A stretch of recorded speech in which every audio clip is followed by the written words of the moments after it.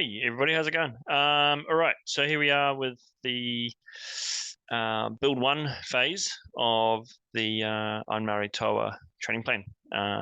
Hopefully everything's been going well for you over the past 8 weeks, and if you've had a chance to just read through the notes from the email I sent out yesterday, hopefully that's sort of been able to give you a bit of insight as to what we've got coming up in this next phase. Obviously, if you do have any questions, please don't hesitate just to send me a message. To hit the blue circle at the bottom of your training calendar screen, and that'll message me directly, and I can answer whatever questions you have. So, well, let's go ahead and we'll have a look at how this build one training plan is going to look. So, I'll share my screen. Make sure I find the right one. Here we go. So, on Maori, we'll go to we'll look at the intermediate plan because that's fairly straightforward, and the other beginner and advanced are quite similar. A few small changes with them, but the intermediate one will do well for what we're looking at. We'll scroll down, and obviously there's the previous base 1, base 2, and here we are with the build 1. So let's jump in to have a look. Just remember, if you click on the info circle on your screen, it'll come up with a rundown of that training plan and the things that we're looking at, the things that you'll be doing, sort of focus that will be happening, and the types of workouts you're going to be going through. So let's have a look at this. Let's have a look at this plan. This is a different screen to what you guys see as clients. This is my coach screen, so it might look a little bit different to what you get, but you'll get the same idea when you. First thing, as we do every week, technique swim is on the cards for Mondays. Sort of optimizing your body position a little bit more, but more of a dynamic style technique rather than in the past it's been a bit static, just looking at body position kicks. So this time here we're doing a sideline kick. So with your fins on and your arm straight out in front, air on your shoulder, and you're just kicking on your side, making sure your feet are nicely kicking together, fluttering away nicely, and your whole body is on its side. You don't want to be sort of twisted in the middle. Go down one distance, swimming on one side, coming up the other distance, swimming on the other side. The next drill that you'll do is single arm. So keeping your fins on with one arm in front and using your other arm just as a swim stroke. You can sort of see arm coming over, arm in front, arm coming over, and it's just a nice, smooth, rhythmical stroke. Head down in the water, and you can just turn your head to breathe as you take your stroke. If you've got a central snorkel where it just comes up from the middle of your head, that's even better because your head just stays flat and still. Yeah, it's just a really nice relaxed technique. Very, very good for just optimizing that front arm position, and you can actually have a look at your hand as you enter the water to make sure that it's upright and drawing back in your stroke. The next drill is finger trail, and that's just a really relaxed drill where you're coming through the full stroke, and your fingers are dragging through the water as it comes forward in the stroke. So what you're really wanting to be doing is keeping your hand nice and relaxed, nice and floppy, and you're just dragging your hand through the water. So you're really going only fingertip deep, only maybe 2 centimeters deep into the water, but it's enough to just slow your stroke down, just teach you to relax your hand. Finger trail is a really good drill. If you jump on, you might also know it as a trickle drill. So if you have a look on YouTube for either finger trail or trickle drill, you'll be able to see how that's done. And then just a little bit of endurance set towards the end of it with some pull buoy paddles, etc. Okay, so going into Tuesday session, this is it's a flat bed gear workout.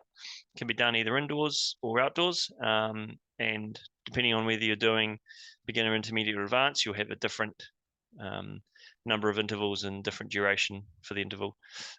This is a really useful workout. What you basically do is you find, if you're doing it on the road, you find a flat to rolling road that you can preferably without traffic lights or intersections or too many sharp corners, but you just want to be able to get onto aero bars and just practice riding in a big gear, just grinding away between 70 to 80 revs per minute at zone 3 effort, which is probably about 6 to 7 out of 10 effort.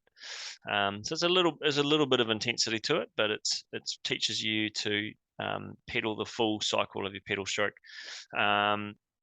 And if it's good if it's on a rolling course, because then you can sort of feel the undulations. And if you stay in your aero bars, it's a really good way to just feel how the gradient affects the style of pedaling that you have. And easy 5 minutes between each interval, where you'll go back to an easy spin just to refresh the legs, and you go back into the next interval. Later on that day, you'll do just a comfortable, easy run. Just a fairly standard aerobic run, nothing too intense here, but just really nice and relaxed, and just tick the legs over. The endurance swim on Wednesday.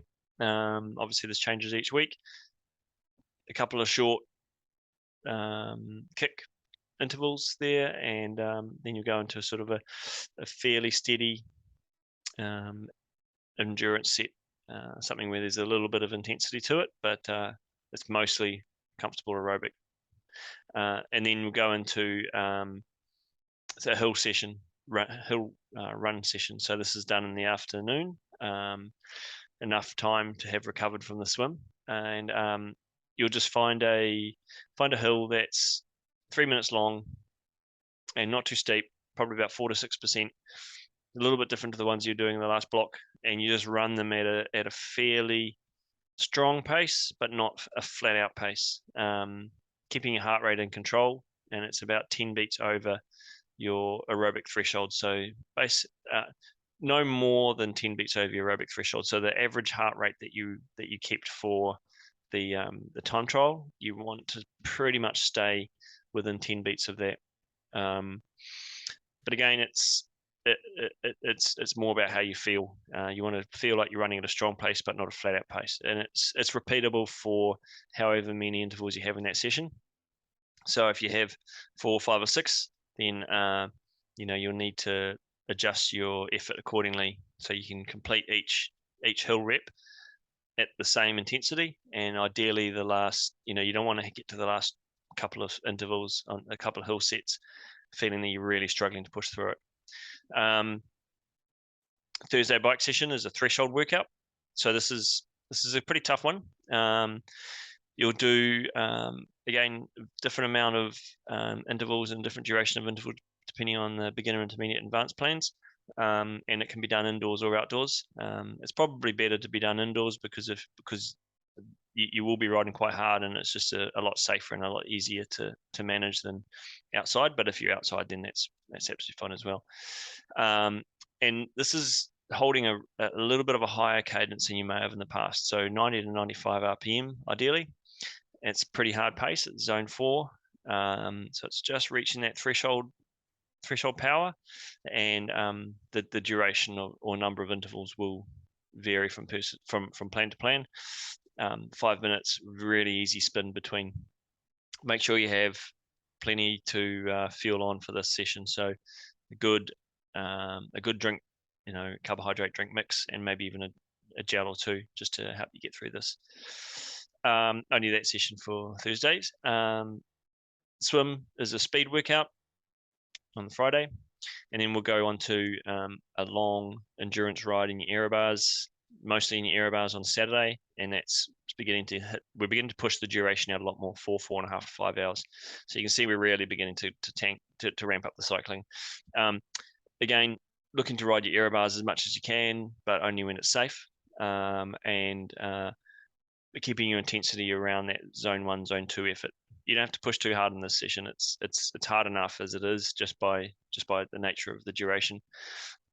If you want to do it indoors, then same as before. You don't have to do it as a continuous long ride. You can break it up into 3 or 4 segments if you need to. Just give yourself a chance to get off your bike, stretch yourself a little bit, maybe change your socks, whatever. refill your drink bottles, get something to eat, and it's really about just getting time on the bike and making sure you're comfortable with it. You don't want to be absolutely dreading this session. This is meant to be quite a fun, enjoyable workout. This is the sort of cycling that we really love doing. It's just getting on your bike and riding. So really make the most of that. But you'll get to run off the bike with this session. So 30 minutes, nice and easy run off the bike.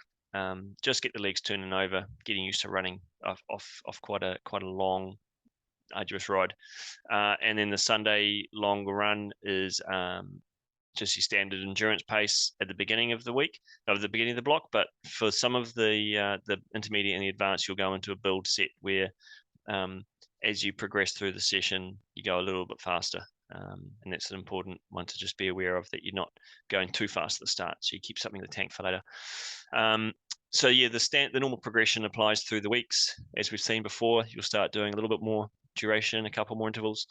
But again, it's not really hard. It's not hard sessions. There's just enough to create some strain and some stress, but there's also enough recovery between the workouts that you can deal with that stress that you've accumulated and prepare yourself better for the next day. And then as we get into the final week, same thing, Monday, complete day off, and then a couple of easier workouts, easier sessions than you've done in the other days prior to this. Really important thing around recovery with these sort of workouts, you get 90% of your recovery comes from the sleep that you get and the food that you eat. So as long as you're maximizing the sleep hours that you can, and you're eating well, a good balanced diet, and you're not really compromising on any of those micronutrients, then you will feel yourself recover a lot better from one day to the next. If you sort of cut corners with your sleep and you don't eat particularly well at dinner, or you don't have a very good breakfast after your morning workout, you do start to suffer and you do feel the effects of it a lot more. So that's something that's really important to be aware of.